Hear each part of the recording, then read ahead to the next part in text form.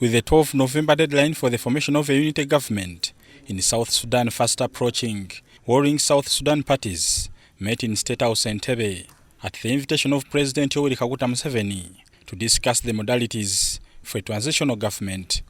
The meeting was attended by Salva Kiir, President of South Sudan, President Abdallah Fattah al-Burhan, President of the Transitional Sovereign Council of Sudan, Dr. Riek Machar, Chairperson of the Sudan's People's Liberation Movement, and Kalonzo Musyoka, the Special Envoy of Kenya on South Sudan. Kiir and Machar signed a peace deal in September 2018 under pressure from United Nations, United States and regional governments to end a 5-year civil war that devastated the world's youngest country. Both sides blame each other for not meeting milestones stipulated by the peace deal, especially the integration of different fighting forces. In a joint communique read by Uganda's Foreign Affairs Minister Sam Kutesa, the parties that attended the meeting agreed to resolve some salient issues before formation of a new transitional government. Thursday's meeting was held in a cordial and a friendly atmosphere, according to the statement. The meeting was held in a cordial and friendly atmosphere. The meeting noted the incomplete critical tasks related to security arrangements and governance, including the formation of a revitalized transitional government of national unity. In view of the above, the meeting agreed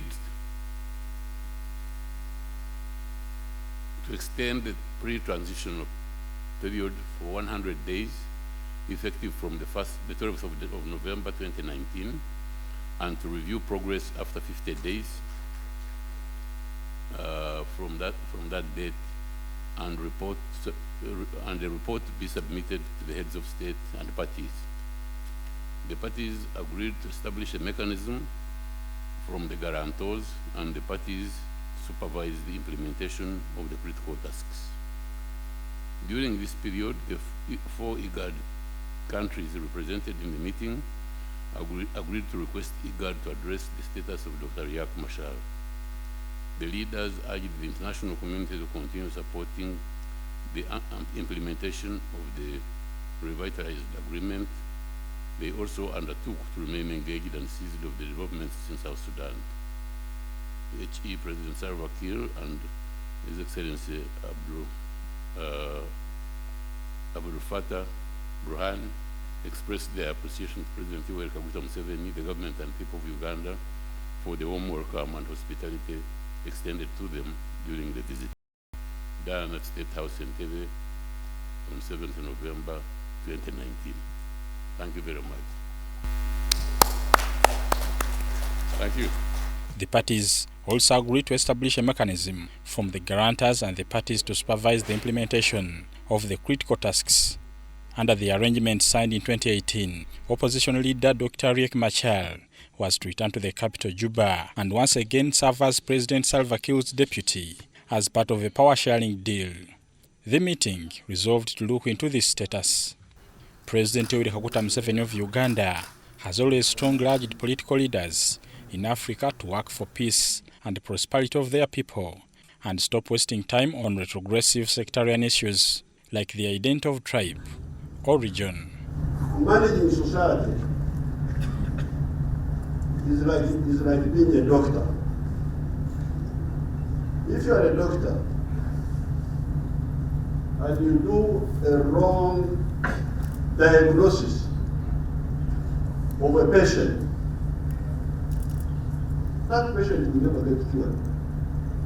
Because the wrong diagnosis will lead you to a wrong prescription. And the patient will never be cured. And the political leaders managing society are like doctors. You are a social political doctor. You are looking at the society. What is the problem of this society?